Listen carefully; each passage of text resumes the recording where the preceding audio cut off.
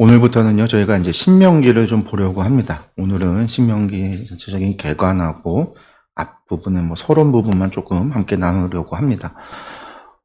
신명기는 이제 토라, 모세 오경 가운데 한 권이고, 토라의 결론이 신명기다라고 또 생각할 수 있습니다. 그 신명기가 성경 전체에서 어디에 위치하는가라고 한다면, 저희들이 늘 성경을 시작할 때 보는 성경의 상관관계 그림인데요. 신명기가 여기에 위치하고 있죠. 구약의 토라, 그 가운데서도 모세 오경이고 율법이라고 불리우는 이 토라의 한 권입니다. 구약이라고 하는 것이 옛 언약이잖아요. 그 신약이 새 언약이고, 이렇게 나눌 때 구약의 언약이라고 하는 것이 시내산 언약을 이야기하고, 시내산 언약이라고 하는 것은 결국 레위기를 얘기한다라고 말씀을 드렸었죠. 레위기의 언약. 출애굽기 19장에 보면 모세하고 하나님께서 계약을 맺을 때 너희가 내 말을 잘 듣고 내 언약을 지키면 제사장 나라가 되고 거룩한 백성이 된다라고 하셨던 바로 그 약속. 이게 신내산 언약이에요. 그래서 주셨던 언약이 십계명의 말씀이고 계명이고, 그 뒤에 제사법을 주시고, 그 위에 음식법도 주시고, 그 뒤에 여러 가지 성문법도 주시는데, 살아가면서 지켜야 될 법들도 주시는데, 그것들이 이제 레위기다라고 이야기를 하죠. 근데 이제 레위기만을 이야기하는 게 아니라 그 레위기에 함께 포함되어져 있는 창세기, 출애굽기, 민수기, 신명기도 토라에서 5권을 율법이라고 이야기합니다. 언약이라고 한다면 그것은 레위의 언약이 시내산의 언약이지만 이 나머지 4권을 합쳐서 우리가 5권을 율법이라고 얘기하고, 이것은 이제 히브리어로 유대인들은 토라라고 불리우는데, 왜 그러냐면 이 5권의 책에 이스라엘 사람들이 지켜야 되는 613가지 하나님의 명령이 있기 때문에 그래요. 그 613가지의 계명이 뭐냐면, 먼저는 하지 마라 라고 이야기하시는 365개의 계명이 있고요. 무엇을 하라라고 하시는 248개의 계명이 있어요. 그래서 뭐뭐 하라라고 하는 계명이 있고, 248개요. 그래서 248개랑 365개 합쳐서 613개의 계명이라고 하는 게 토라에 담겨 있습니다. 그래서 이제 하나님의 명령이 하지 말아야 되는 것과 해야 되는 것들이 있기 때문에 이 명령이 담겨 있는 책 5권을 율법서라고 이야기를 하는 거죠. 근데 율법서 가운데서도 언약이라고 한다면 구약의 핵심은 레위기다라는 거고요. 창세기, 출애굽기, 민수기, 신명기는 전부 다 하나의 이야기들이 담겨 있는데, 율법만 있는 게 아니라 이야기들이 담겨 있는데, 그 이야기 속에서 하나님께서 그러한 명령과 계명을 주시는 것들이 나타나고 있거든요. 근데 이 이야기는 어떤 것을 담고 있냐라고 한다면, 창세기는 먼저 언약의 주인이 누구신가를 밝히고 있는 거죠. 하나님이시다라고 하는 거. 모든 거의 기원을 이야기하고 있는 게 또 창세기입니다. 그래서 창세기 같은 경우가 사실상 광야 시대를 살았던 그 이스라엘 백성들을 교육하고, 그들이 애굽에서 400년이 넘는 시간 동안에 보고 경험하고 배워왔던 애굽의 종교들, 그런 종교들이 가짜라는 거. 자연 만물을 섬기면서 자연의 형상을 만들어서 그것들에게 절하고 섬기던 그들을 향해서 그 모든 것은 헛되고 하나님께서 말씀으로 지었다라고 말씀하시고, 오직 세상에 하나님만이 참된 하나님이시다, 오직 여호와가 유일하신 하나님이시다라고 하는 것을 가리키고 있는 게 창세기라는 거예요. 그리고 출애굽기는요, 언약을 맺는 이유, 목적을 이야기하고 있는 거죠. 아브라함과의 언약이 연결되어지기도 하지만 무엇보다도 출애굽 사건을 통해서 하나님께서 이 백성으로 하여금 나를 섬기는 백성으로 삼겠다. 이 백성이 나를 섬길 거다. 이 백성으로 나를 섬기도록, 나에게 제사하도록, 나의 절기를 지키도록, 나를 섬기도록 하는 그 목적이 출애굽기에 나와요. 그 출애굽기 목적의 하이라이트는 뭐예요? 클라이맥스는 시내산인 거죠. 그래서 이제 19장에 바로 내 말과 내 언약을 지켜 행하며 내가 너희 제사장 나라로 만들고 내가 너희를 거룩한 백성으로 삼겠다. 하나님의 제사장 나라를 만든다라고 하는 거, 이게 출애굽의 목적이고 언약을 맺으시는 목적이라는 거예요. 그 다음에 이제 민수기는 그 말씀대로 광야에서 살아갔던 훈련이죠, 훈련. 그렇지만 훈련이지만 이 안에는 뭐가 담겨 있냐면 결국은 1세대들의 출애굽 세대의 실패가 담겨 있어요. 불신앙과 불순종이라고 하는 실패가. 그렇기 때문에 민수기를 거쳐서 신명기로 갔을 때 뭐가 나오는 거예요? 결산이거든요. 민수기 광야 끝에서 결산이잖아요. 결산이란 말이에요. 그 결산에서 나오는 이야기가 뭐예요? 하나님의 말씀에 순종해야 된다. 이게 나오는 거죠. 순종해야 된다. 하나님을 사랑하고 하나님의 말씀에 순종해야 된다. 이게 신명기예요. 그러면서 언약을 다시 한번 재해석하고 또 언약을 새롭게 추가해서 주는 것. 그래서 이제 레위기가 가장 많은 247개가 있는데 신명기에도 율법이 200개의 율법이 있습니다. 추가되어진 율법들. 그래서 이제 신명기라고 하는 것이 말 그대로 거듭해서 강조했다라고 이야기하는 두 번째 율법이라고도 이야기하는 것, 그 율법을 재해석하고 새롭게 추가된 이야기들, 특별히 광야가 아니라 약속의 땅에 들어가서 살 때에 그곳에서 추가돼야 될 율법, 그것들이 신명기에 담겨 있습니다. 그래서 제가 지금 잠깐 말씀을 드렸지만요, 이 그림을 한번 잠깐 보시면은요, 신명기를 이해하는 데 있어서 가장 중요한 것 가운데 하나가 신명기의 두 가지 배경을 우리가 기억을 해야 돼요. 그게 뭐냐면은요, 여기 보시면 출애굽 1세대 불순종이 있잖아요. 이 출애굽 1세대가 불순종을 경험하고 나서 선지자였던 모세는 선지자이기도 했고 제사장이기도 했고 또 왕 같은 사람이기도 했죠. 이 모세가 2세대들에게 설교를 해요. 그 설교한 게 뭐예요? 신명기예요. 신명기. 신명기에는 모세의 설교가 담겨 있고 율법이 추가된 율법이 있고 모세의 마지막 이야기가 있는데 중요한 모세의 1, 2, 3편의 설교는 전부 누구에게 했냐면 그림으로는 1세대에게 한 것 같지만 1세대가 아니라 2세대들에게 한 거예요. 근데 2세대들이 서 있는 위치가 어디였냐? 그들은 1세대의 불순종으로 인해 그들이 멸망하는 것을 그들이 광야에서 죽게 되는 것들을 경험했다라는 거죠. 바로 그 불순종의 토대 위에 2세대가 있었고 그들을 향한 설교였어요. 그러니까 신명기의 모세의 설교에는 자연스럽게 어떤 내용이 들어갈 수밖에 없냐면 이 불순종했기 때문에 그들이 다 광야에서 죽었고 2세대들 너희가 이제 약속의 땅에 들어가야 되는데 너희가 1세대들의 잘못을 답습할 거냐 반복할 거냐라는 거죠. 그래서는 안 된다라는 거예요. 그러지 않기 위해서는 뭘 해야 되죠? 순종해야 된다라는 거예요. 순종.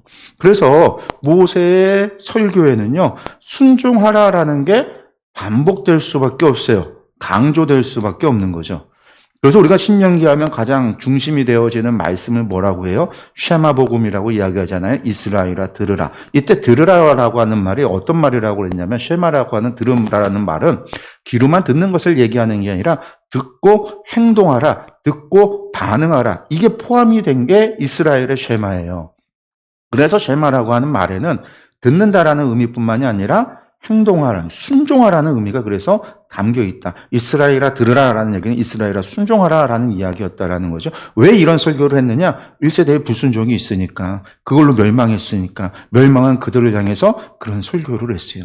그런데 이 신명기가 모세의 설교가 처음에는요, 어떻게 해요? 입에서 입으로 구전으로 전승이 되어졌고, 구전으로 전해지다가 어떨 때 수요가 일어나서 문서로 만들었다고 제가 말씀을 드렸잖아요. 이 문서로 만든 건 누가 만들었냐면요. 포로 후기의 선지자들이 만든 거예요. 포로 후기의 서기관들이 만든 거예요. 서기관들. 이 사람들을 그냥 선지자라고 그냥 제가 했는데 서기관들이 만든 거예요. 그래서 그 사람들이 두루마리 신명기를 썼어요. 근데 신명기를 쓸 때 그 사람들은 신명기에 모세의 이야기 구전된 것만 한 게 아니라 그들이 당시에 모세의 설교에다가 신명기서를 보면 이들의 말도 좀 들어가거든요. 근데 이들이 왜 이 신명기를 써서 신명기를 가리키고 설교를 했는데 왜 설교를 하고 왜 이것을 신명기를 갖다가 수요가 그렇게 일어났느냐? 회당에서 왜 신명기를 가르쳐야 됐느냐? 그것은 다른 게 아니라 그들이 경험했던 게 뭐냐면 예루살렘 멸망이었거든요. 멸망. 이 멸망을 경험했기 때문에 그 멸망이 뭐예요? 왜 멸망했냐? 결국 이스라엘의 불순종 때문이었어요. 출애굽 1세대의 불순종이 있었던 것처럼 이스라엘의 유대의 불순종이 있었어요. 그래서 신명기를 통해서 예루살렘의 멸망을 해석을 하죠. 왜? 하나님의 상벌이라고 하는 게 순종과 불순종, 이곳으로 주어진 하나님의 복과 하나님의 심판이라고 하는 거. 그래서 그것을 가져다가 포로된 백성이었던 그들에게 설교를 했어요. 회당에서 신명기를 읽고 설교를 하기 시작을 한 거죠. 그래서 신명기는 모세의 설교라서 출애굽 1세대들에게 주어졌던 메시지이기도 하지만 신명기가 두루마리로 제작이 돼서 실제로 회당에서 읽혀지고 설교되어지고 이야기되어졌던 건 전부 다 포로 이후기 백성들에게 전해진 거예요. 다른 말로는 제2성전기라고 이야기하는데 이 시기 때 신명기가 읽혀지고 설교되어지고 해석되어지고 했다라는 거예요. 왜? 뭐 때문에? 예루살렘 멸망이라고 하는 불순종이 있었기 때문에. 그러니까 이때도 무엇을 설교했을까요? 무엇을 가르치려고 했을까요? 무엇을 봤기 때문에 성경의 다른 것들 가운데 신명기를 이야기했을까요? 신명기에 뭐가 있기 때문에? 순종해야 된다라고 하는 게 있기 때문에. 순종이 답이었기 때문에.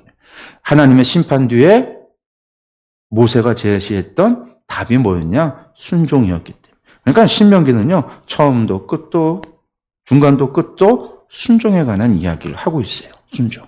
그런데 그 순종을 어떻게 해야 되느냐? 의무감으로 해야 되냐? 순종하면 복을 준다니까 복이라는 하는 대가를 바라고 순종해야 되느냐? 그게 아니라는 거예요. 신명기는. 모세의 이야기는요. 그런 대가를 바라고 하는 순종이 아니라 순종을 하게 되는 동력이 뭐냐? 순종할 때 어떻게 순종해야 되느냐? 마음을 다하고 뜻을 다하고 힘을 다하여 하나님을 사랑하기 때문에 순종해야 된다라는. 내가 하나님을 사랑함으로 하나님 앞에 헌신하고. 그래서 사랑이 신명기가 가리키는 사랑은 헌신이에요. 어떤 헌신? 마음을 다하고 힘을 다하고 정성을 다하는. 제가 이제 그건 신명기 설교할 때 말씀을 드렸지만 당시 사람들이 생각하고 있었던 사람의 전 존재를 그것을 이야기한다고 했잖아요. 사랑은 헌신이다라는 거예요. 그 헌신을 통해서 무엇을 하라는 거죠? 순종하라는 거예요. 그러니까 순종의 동력은 사랑이다라는 거예요. 사랑 없는 순종은요, 의미 없는 거죠. 그래서 신명기가 가르치고 있는 것이 무엇이다? 순종과 하나님을 향한 사랑, 헌신이다. 이것을 우리가 기억을 해야 돼요. 그것을 보게 되어지는 것들이 이 두 가지 배경을 가지고 있다. 우리가 이제, 그리고 이것이 뭐예요? 토라의 결론이에요. 토라의 결론. 토라의 이야기는 뭐예요? 율법이잖아요. 모세오경은 율법이에요. 율법. 율법은 한마디로 미츠보트 613가지의 명령이 있다라는 거예요. 명령. 그 명령의 결론이 뭐겠어요? 지켜야 된다라는 거죠. 지켜야 된다. 신명기의 결론이, 토라의 결론은 지켜야 된다라는 거예요. 하나님의 명령과 규례와 법도를 지켜야 된다. 순종해야 된다라는 거예요. 의무감이 아니라 하나님을 향한 헌신, 사랑과 헌신으로. 우리가 이게 모세오경, 토라의 결론, 그 신명기의 이야기다라고 하는 것을 우리가 기억했었고요. 전체적인 그러한 틀 속에서 우리가 신명기를 좀 들어가 보겠습니다. 우리 이제 개관으로 보시면 이제 들어가서 보면은요. 이제 이름을 보면은요, 데바림이라고 있어요. 데바림. 원래는 엘레 하드바림이라고 되어 있는데, 이 드바림이라고 하는 게 데바림 말씀입니다. 말씀을 의미하고 있어요. 그러니까 모세가 선포한 말씀이다.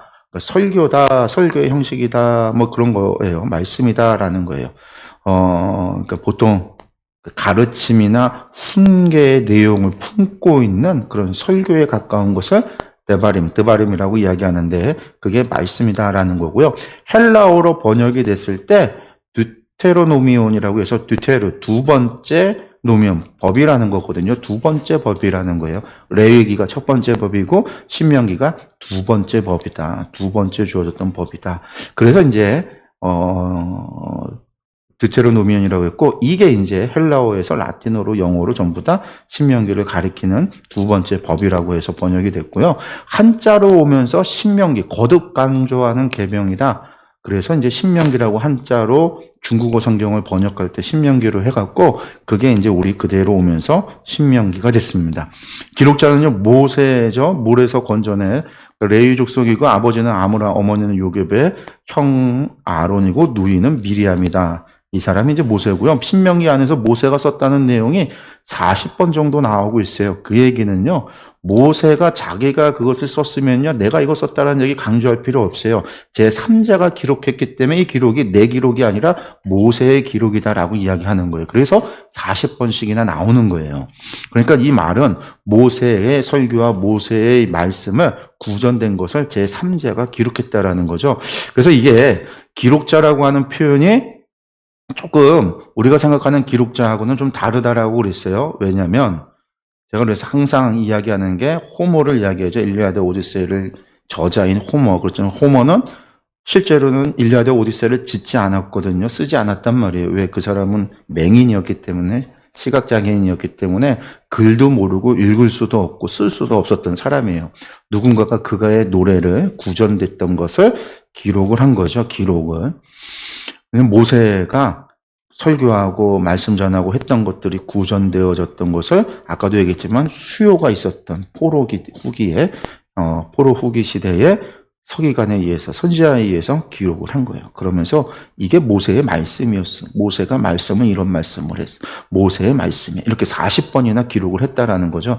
그래서 이제 쓴 사람은 그런 사람이지만 그 사람의 한마디로 저작권이 그 사람에게 있는 게 아니라 모세에게 있기 때문에 이것은 모세의 기록이다. 이제 그렇게 이야기한다라고 말씀을 성경 공부하면서 여러 번 말씀을 드렸습니다. 그러니까 신명기에 그런 얘기가 많이 나온 거죠. 모세가 이 율법을 써서라는 것이요. 말씀을 한번 보면은요. 또 모세가 이 율법을 써서 여호와의 언약을 맺는 레위 자손 제사장들과 이스라엘 모든 장로에게 주고 모세가 이 율법의 말씀을 다 책에 써서 마친 후에 모세가 썼다라고 반복적으로 신명기에서 이야기하고 있다.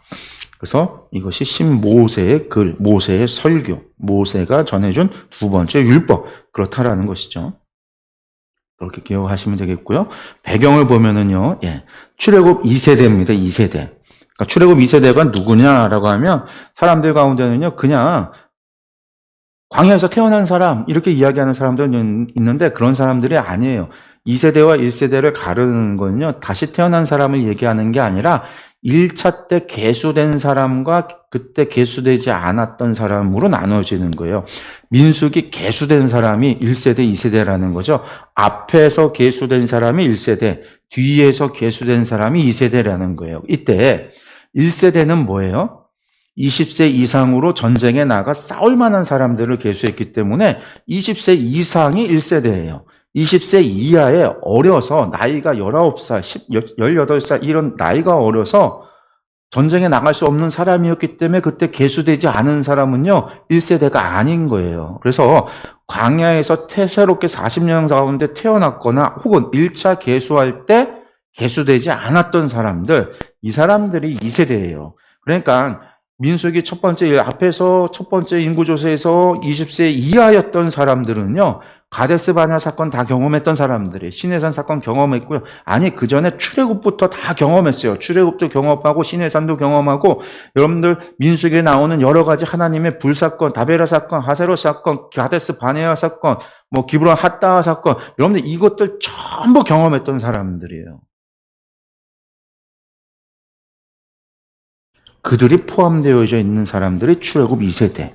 그러니까 이것을 좀 놓칠 때가 있어요. 자꾸만 2세대, 1세대 하니까 새로 태어난 사람이라고 생각하는데 그렇지 않아요. 바로 그 사람들이 가나안 입성을 준비하고 있는 그때에 모세가 마지막 설교, 그가 죽기 전, 그들을 떠나기 전 마지막 설교를 하는 거죠. 가나안 땅으로 들어가기 전에 하나님에 대한 정확한 인식과 하나님과 이스라엘의 관계, 그리고 율법에 대한 재설명이 필요했던 시기다. 그러니까 모세가 떠나보내기 전에 마지막으로 그가 전하고 싶은 거죠. 1세대들의 실패 위에 반복하지 않기 위해서는 하나님이 어떤 분이신지, 그리고 반드시 하나님의 말씀을 지켜 행해야 된다. 그래서 뭐부터 시작해요? 십계명부터 가르치기 시작을 해요. 십계명부터 그들의 사회, 그리고 안에 들어가서도 그들이 이루어갈 하나님의 제사장 나라로서 세상과 구별된 나라를 이루기 위해서 지켜야 될 법들을 이야기하는 거죠. 그래서 출애굽 2세대들의 실패를 경험한 1세대인데 2세대라고 되어 있네요. 1세대들의 실패를 경험한 2세대들을 향한 모세의 마지막 설교가 신명기다라고 생각하시면 되겠습니다. 기록 연대는요, BC 1406년경입니다. 이스라엘이 약속의 땅에 들어가기 바로 직전에 모세가 설교했다는 역사적 상황을 가지고 있는데 왜 BC 1406년이냐? 우리가 이제 출애굽할 때 출애굽 사건이 주전 15세기냐 13세기냐 이 얘기를 좀 말씀을 드렸었는데 그냥 여기선 바로 그냥 우리가 15세기 이야기하는 이유를 말씀을 드리면요. 신명기 연대 계산이 기준 연대가 솔로몬 4년, 애굽 땅에서 나온 지 480년, 열왕기상 6장 1절의 말씀을 배경으로 하고 있습니다. 말씀이 이거죠. 이스라엘 자손이 애굽 땅에서 나온 지 480년이요.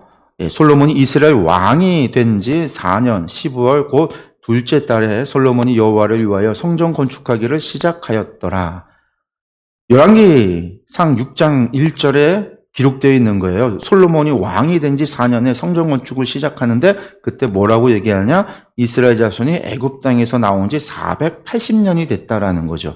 그러니까 솔로몬이 왕이 된 지 4년, 그때가 몇 년인지를 알면 출애굽이 몇 년인지 아는 거죠. 이때 우리가 이제 솔로몬의 4년이 주전 966년으로 보고 있어요.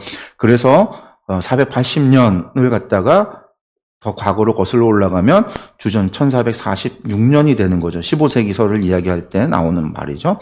그리고 광야 생활이 40년을 했고 요단 동편에 그래서 도착한 게 주전 1406년이 되는 거죠. 그리고 40째 해. 이게 40째 해가 그거잖아요. 출애굽해서 40년이 지난 그 해 11째 달 초하루 만 40년을 꽉 채워서 한 달만 지나면 41년이 되는 거죠. 40년 꽉 채운 11째 달 초하루에 말씀하신 것이다 라고 하는 거 신명기에서 기록하고 있습니다. 그래서 신명기 연대가 주전 1406년으로 우리가 보고 이야기합니다.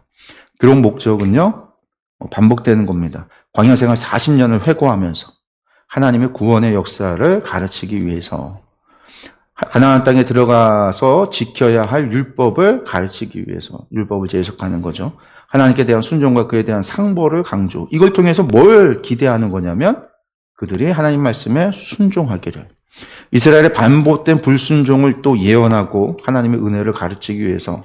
그게 뭐예요? 과거에도 1세대들의 실패. 그래서 1세대 광야 시대를 회고할 때 그 회고의 내용은 전부 다 불순종에 대한 것을 회고해요. 그런데 그 불순종으로 멸망하고 다 죽은 게 아니라 불순종함에도 불구하고 하나님께서 그들에게 은혜를 베푸셔서 그들을 인도하셨다라는 거죠. 그게 이스라엘의 반복된 불순종에도 하나님의 은혜를 가르치는 거죠. 그리고 무엇을 얘기해요? 앞으로 내가 보니까 니들 들어가서도 모세의 예언이 그거잖아요. 너희가 똑같이 너희 조상들처럼 불순종하고 하나님 버리고 우상 숭배하고 그런 것들을 반복하게 될 건데 그럼에도 하나님께서 우리를 1세대를 버리고 우리를 지금까지 인도했던 것처럼 너희 자손들도 하나님께서 하나님의 은혜로 그들을 갖다가 계속해서 인도하실 거예요. 그러나 하나님이 결국은 너희의 죄가 지나쳤을 때 심판하여 세상에 포로되게 하고 이 땅을 쉬게 하고 그렇지만 포로된 그곳에서 너희가 다시금 하나님 앞에 돌아온다면 회개하고 하나님을 찾는다면 하나님은 너희 조상들과 맺었던 언약을 기억하고 아브라함과 이삭과 야곱에게 맺었던 언약 또한 시내산의 언약 그 언약을 기록하고 너희를 다시금 회복시킬 거야. 하나님의 은혜를 가르치는 거예요. 그래서 이제 신명기에는 바로 이것이 담겨 있다. 하나님은 어떤 분이시냐? 하나님의 은혜, 하나님의 성실하심, 하나님은 언약을 지키시는 그런 헤세드, 하나님의 사랑을 전하고 있고 가르치는 거 그게 모세의 설교 가운데 있다라는 거죠. 그리고 여기 어쨌든 가나안 땅 이제 광야 시대는 특별한 상황이잖아요. 특별한 상황이었어요. 광야 시대의 삶을 계속해서 약속의 땅에 들어가서 살 수 없어요. 왜? 여기는 광야라고 하는 특수한 장소에서 하나님께서 만나를 주시고 물을 주시면서 그렇게 살았던 공간이지만 약속의 땅에 들어가면 그게 아니라 이제는 우물이 있는 물이 나오는 곳에 그들이 마을을 이루고 정착해서 성읍을 이루고 살아가면서 그들이 양을 쳤던 목자였듯이 양도 치고 목축을 하겠지만 또한 그 땅에서 농사도 짓고 소출을 얻어서 흩어져 살게 된단 말이에요. 그러니까 광야에서는 필요 없었지만 이제는 약속의 땅에 들어가서 정착하고 흩어져 살 때에는 필요한 새로운 법이 있다라는 거죠. 그래서 추가시키는 법들이 있어요. 그게 이제 신명기법이죠. 신명기에서 언급되지 않는 법들 가운데 뭐가 있냐면 아이들 출산한 산모에 대한 규례. 이거는 광야나 약속의 땅에 들어가나 똑같아요. 그러니까 레위기에 언급됐던 것을 언급하지 않아요. 희년에 대한 거 똑같기 때문에 언급하지 않아요. 붉은 암송아지의 죄에 대한 거는 민수기 19장에서 그들이 범죄했을 때 남송아지 죄를 통해서 고라 완양 사건 이후에 하나님께서 그 연기로서 백성들을 가리고 이 죄를 통해서 그 속죄했던 것이 나오는데 신명기에서 이것을 이야기하지 않아요. 언급되지 않아요. 민수기에만 언급되어 있는 거고 그 순간에 특별한 속죄의 제사 방법이었던 거죠. 딸만 남았을 경우에 상속 문제, 우리가 이제 지난 시간에 민수기 마지막에서 나왔던 슬로바앗의 딸들에 대한 것들은 이때 이미 끝난 거죠. 약속의 땅에 들어가서의 법이었으니까. 기업에 관한 거니까 약속의 땅에 들어가는 법이니까 이거는 이미 추가가 된 거예요. 그래서 신명기에서 다시 언급하지 않아요. 근데 신명기에서만 언급되는 것이 있는데 그게 뭐냐면 전쟁에 관한 규례가 나와요. 그들이 흩어져 살기 때문에 전쟁을 겪게 될 때 어떻게 해야 되는가? 전쟁에 관한 규례가 추가가 되고요. 왕의 규례가 예언의 형식으로 추가가 되죠. 너희가 그 땅에 살다가 이방 나라들 보면서 왕 있는 걸 보고 부러워해서 왕을 요구하게 될 텐데 그때는 최소한 이러이러한 사람을 왕으로 세워야 되고 그 사람을 이렇게 교육시켜야 된다.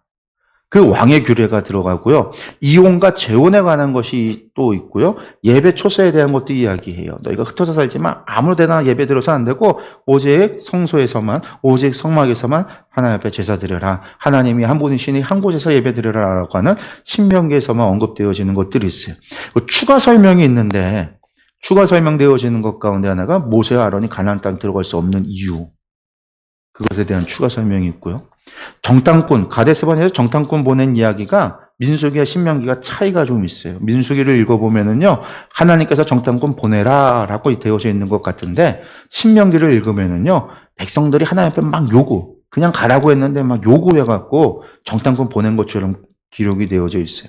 두 가지가 차이가 있다. 근데 이것이 서로 상충되는 이야기가 아니라 민수기에서는 그 부분이 생략이 된 거고, 백성들이 먼저 요구했었던 거고, 그래서 그들의 요구에 하나님께서 그럼 가봐라 라고 허락을 하셨다라고 말씀을 드렸었고요. 신명기에서 확대 설명한 것이 있는데 그게 뭐냐면 11조에 관한 거. 그래서 어떤 11조가 있냐면 매년 하나님 앞에 드리는 11조가 있지만 3년에 한 번씩은 뭐 하라고 되어 있어요? 구제의 11조를 추가해서 그 11조를 통해서 가난한 사람들, 나그네들이 먹고 살아갈 수 있도록 구제 11조를 갖다가 드리는 거. 소선물을 먹는 거. 들어가서 이제 첫 소산을 했을 때 그거 어떻게 해야 되는가. 전부 다 광야에서는 필요 없지만 그 약속의 땅에 들어가서는 필요하게 되어지는 일들이죠. 그것에 대해서 이런 것들이 추가가 된 겁니다. 그래서 출애굽기, 민수기와 신명기 율법 차이 가운데 이러한 부분이 차이가 있다. 그러니까 여기서 보면은 언급되지 않는 것 가운데 굳이 언급하지 않아도 변할 게 없으니까 광야 시대건 가나안 땅이건 변할 것이 없는 것에 대해서는요 언급하지 않고 있고요. 들어가서 살면서 언급해야 되는 것, 새롭게 추가되어지는 것들은 기업 때문에 흩어져 살기 때문에 이런 것들로 인해서 추가가 되어지는 것들, 이런 것들이 추가가 됐다. 이런 것들을 우리가 좀 보시면 되겠습니다. 그래서 이제 전체 보기를 보시면은요, 신명기는 딱 두 부분으로 우리가 크게 볼 수 있는데 1장에서 30장까지가 모세의 설교라는 거예요. 이게 이제 세 편의 설교로 되어져 있고 모세의 마지막 설교가 끝나고 나서 모세의 마지막에 대한 것이 31장에서 34장인데 여기도 세 부분인데 새로운 지도자 후계자로 여호수아를 세우는 거, 그다음에 모세가 백성들에게 모세의 노래를 지어서 백성들한테 암송하도록 암기해야 하는 거죠. 교육의 목적이니까 당시에는요. 마지막 노래를 지어서 불러주고 축복해지는 지파들을 축복하는 이야기가 나오고 마지막 34장에 모세의 죽음에 대한 기록이 있습니다. 그래서 이제 이 뒤에 부분은 짧잖아요. 31장에 34장 이 부분은 모세의 마지막 죽기 직전의 마지막의 행적이고 전체 내용은 모세의 설교다. 그러니까 신명기는 모세의 설교다라고 보시면 되겠고 그 설교를 듣는 사람은 출애굽 광야 2세대들이고 그 사람들은 어떤 백그라운드를 가지고 있느냐? 1세대들의 실패를 보고 경험하고 함께 했었던 사람들. 그러니까 그런 그들에게 주는 교훈은 당연히 1세대들의 잘못을 반복해서는 안 된다라는 얘기죠. 그러니까 그들의 실패는 하나님께 대한 불순종이었어요. 불신앙이었어요. 하나님을 신뢰하지 못한 거였어요. 하나님을 의심하고 하나님의 언약을 의심하고 하나님의 말씀을 의심하고 그 의심함으로 불순종했던 그들의 죄. 그러니까 이들에게 요구하는 거는요, 하나님을 향한 신뢰와 믿음, 그 말씀에 순종하는 것. 그리고 하나님께 대한 헌신, 사랑. 이것이 신명기 설교가 가지고 있는 핵심의 이야기다. 우리가 그렇게 생각하시면 되겠습니다. 그거는 이제 첫 번째 부분, 첫 번째 설교가요, 1장에서 4장 43절까지가 첫 번째 설교입니다. 이 첫 번째 설교를 보면 서론이 있고 회고에 대한 거예요. 대부분이 회고. 그러니까 회고는 뭐예요? 1세대들의 실패를 지적하는 거죠. 그들이 이런 잘못했고 이런 잘못했고. 시내산에서 가데스 바네까지, 가데스 바네에서 모압까지, 그리고 요단 동편에서 이 모압에서의 마지막 회고 이야기가 나오고, 첫 번째 설교의 결론이 4장 1장에서 40절, 결론에 대한 이야기를 해요. 그 다음에 이제 요단 동편 도피성 정하는 것을 이야기하는데요. 서론 부분을 좀 먼저, 오늘은 저희가 서론까지만 좀 보도록 하겠습니다. 개관과 서론을 보는데요. 첫 번째 설교의 서론입니다. 보시면 이는 모세가 요단 저쪽 숲 맞은편에 아라바 광야고 바란과 도벨과 라반과 하세롯과 디사합 사이에서 이스라엘 무리에게 선포한 말씀이니라. 첫 번째 설교가요, 요단 저쪽 숲 맞은편에 아라바 광야라는 거예요. 근데 요새 이제 우리가 오해하는, 우리가 이 성경을 번역을 개역 한글도 마찬가지였고 개역개정도 그런데 저렇게 번역을 해서 아라바 광야 해놓으니까요, 이 광야가 어디 광야 같냐면 아라바 광야가 따로 있어요. 아라비아 광야, 미디안 족속이 살아가는, 지금이 어디예요? 사우디아라비아죠. 그 지역을 이야기하는 것 같은데, 그러면 맞지 않잖아요. 지금 이스라엘 백성이 어디 있냐면 요단 동편에, 여리고 맞은편에 있는 그 시딤 모압 평지에 있는데 갑자기 아라바 광야라고 하니까 이상하단 말이에요.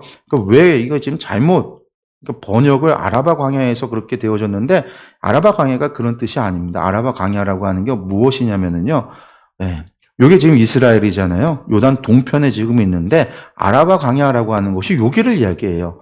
저기 갈릴리, 지금 설명에도 했지만, 아라바가 광야의 이름인 것처럼 번역했지만, 아라바는 광야의 이름을 나타내는 것이 아니라, 어디서부터요? 갈릴리 바다에서부터 사해를 거쳐서 아카바 만에 이르는, 에시온게베 엘랏이라고 되어 있는 구역에 이르는 매우 광범위한 골짜기 지역을 지칭한다 했는데, 이 골짜기가 뭐냐면 요단 지구대, 오늘날 우리가 요단 지구대라고 부르는 곳이고, 혹은 요단 골짜기라고 부르는 곳이에요. 그런데 이 골짜기가 우리나라 골짜기 생각하면 안 돼요. 우리나라 산골짜기 생각하면요, 계곡, 산과 산 사이에 있는 계곡에서 계곡물을 생각하잖아요. 근데 이 요단 지구대가요, 어마어마하게 넓어요.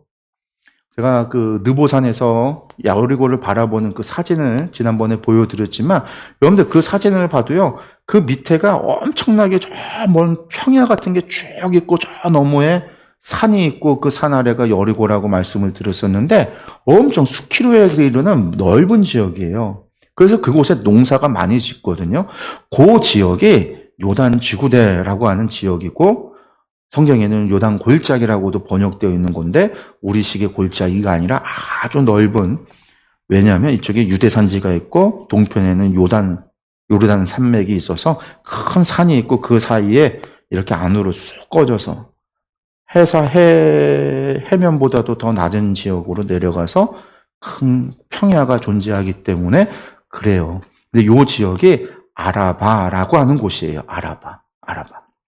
그러니까 저 아래쪽에 사우디아라비아 쪽에 아라바 광야가 아니라 여기 아라바라고 불리우는, 이름이 아니지만 요 광야, 요 지역을 이야기한다라고 하는 것을 기억을 했으면 좋겠습니다.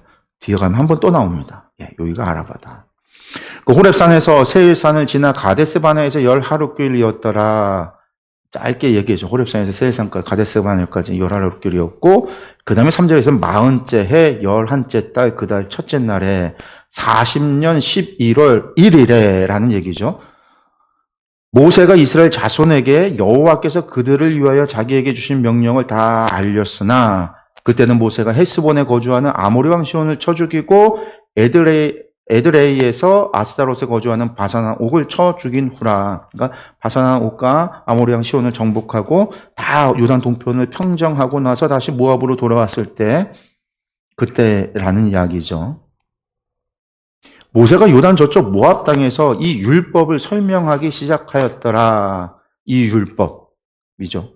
토라를 설명하기 시작을 한 거예요. 일러스되 우리 하나님 여호와께서 호렙산에서 우리에게 말씀하여 이르시기를 너희가 이 산에 거주한 지 오래니 방향을 돌려 행진하여 아모리 족속의 산지로 가고 그 근방 곳곳으로 가고 아라바와 산지와 평지와 네겝과 해변과 가나안 족속의 땅과 레바논과 큰 강 유브라데까지 가라라고 말씀하셨다라는 거예요.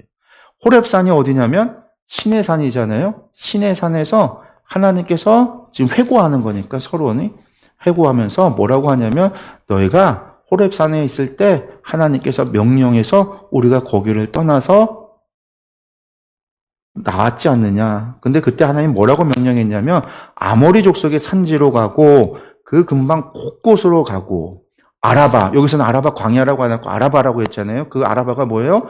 요단 지구대 갈릴리 바다 사해 엘라까지 이르는 아카바만까지 이르는 그 계곡이요. 그 요단 지구대 산지와 평지와 네겝과 해변과 가나안 족속의 땅과 레바논과 큰강 유브라데까지 가라. 하나님이 명하셨다라는 거. 우리가 이제 지난주에 이스라엘 경계, 민수기 이야기할 때 하나님께서 이스라엘에게 주신다고 약속했던 땅에 대한 이야기를 했었는데 이게 현재 이스라엘이고 이 경계를 보면은 로시아나크나 와디에라레시 애굽 시내라고 불렸던 거 네겝은 남쪽 그리고 요 아래쪽에 소할 저쪽이 헐몬산했는데 우리가 흔히 이야기하는 여기지만 실제로 하나님 약속할 때는 저기 어디까지 하마더기까지 유브라데까지 하나님께서 그 약속하셨다라고 그랬잖아요. 시내 산에서 지금 떠나서 올라가서 어디로 올라가라고요? 아라바 지역도 올라가고 네겝 지역도 올라가고 저 가나안 지역도 정복하고 저 하마까지 올라가서 이 땅을 정복하라라고 하나님께서 시내 산에서 명령하셨다라는 거예요. 그래서 우리가 하나님의 명령에 따라서 말씀에 따라서 어떻게 했다고요? 시내 산을 떠났다고요. 내가 너희의 조상 아브라함과 이삭과 야곱에게 맹세하여 그들과 그들의 후손에게 주리라 한 땅이 너희 앞에 있으니 나와서 올라가면 시내 산이 저 남쪽에 있으니까 나와서 올라가면 그 앞에 뭐가 있어요? 약속의 땅이 있다라는 거예요. 들어가서 그 땅을 차지할지니라. 첫 번째 설교를 이야기하면서 하나님의 명령. 야, 우리가 시내산에 있을 때 하나님 명령에서 떠나간 것 아니냐. 그때 하나님 뭐라고 얘기했어? 내가 아브라함과 이삭과 야곱에게 맹세해서 하나님 맹세까지 했다라는 거. 맹세해서 그냥 지나가면서 얘기한 게 아니라 맹세해서 그들과 그들의 후손에게 주리라 한 땅. 그 땅을 내가 너에게 주겠다 차지하라고 했어. 하나님의 명령으로 뭐가 시작이 된 거예요? 광야 행진이 시작이 된 거예요. 그러면 올라가서 뭐 하면 될까요? 하나님 명령에서 순종해야 돼요. 순종해서 그 땅을 차지하면 돼요. 차지하라. 차지할지니라. 하나님께서 그 땅을 차지할지니라 말씀하셨어요. 차지하면 돼요. 근데 우리가 알다시피 어떻게 돼요? 1차 세대, 1세대는요, 올라가서 차지하지 않아요. 정탐꾼을 보내고 그들이 뭐예요? 불평하고 불만. 신명기는 요 뒤에 얘기가 이제 시내에서 가데스 바네아까지 가는 그 가데스 바네아에서 정탐꾼을 보낸 이야기가 9절 이하에서 나오기 시작을 하는데 민수기랑 달라요. 민수기와 다르게 뭐가 기록이 되어 있다고요? 그들의 요구로 시작했다고요. 하나님 앞에 요구로. 하나님 가라고 했으면 그냥 갔으면 되는데 너희가 굳이 정탐해서 그 땅을 눈으로 좀 보고 확인해서 그래서 좀 우리 땅을 전쟁하겠다, 정복하겠다 그랬다라는 거예요. 모세는 뭘 요구하는, 뭘 얘기하는 걸까요? 하나님 말씀한 거에 그냥 순종하면 되는데 그걸 왜 눈으로 확인하고 보려고 왜 그런 생각을 가지고 왜 하나님 말씀을 못 믿고 신뢰하지 못하고 확인하려고 했지? 결국 그것 때문에 너희들이 실패한 거야. 하나님의 분명한 명령에 순종하면 돼. 이게 이제 모세의 이야기인 거죠. 이 부분은요, 9절부터 이하는 저희가 이제 다음 시간에, 다음 주에 이어서 저희가 두 번째부터 자세히 들어가도록 하겠습니다. 예. 우리가 이제 첫 번째 설교부터 우리가 기억해야 되는 건 다른 게 아니에요. 모세의 이야기는요, 항상 이 구조로 되어 있다. 불순종에 대해서 불순종의 실패가 있었기 때문에 우리는 순종해야 된다. 그들의 불순종의 실패의 원인이 뭐냐? 우리가 불순종해서 우리가 그러한 잘못을 반복해서는 안 되고 우리는 하나님 말씀에 순종해. 하나님 말씀하시면 지키면 돼. 제가 늘 얘기하는 거죠. 하나님 말씀은 곧 현실이다. 모세의 신앙인 거예요. 하나님 말씀은 곧 그것이 현실이다. 우리가 그 말씀에 순종해야 된다라고 하는 거. 이게 모세의 이야기. 우리가 신명기서에서 보게 되어지는 우리가 말씀이다라고 하는 것을 기억했으면 좋겠습니다. 네, 오늘 기도함으로 마치도록 하겠습니다. 기도하겠습니다.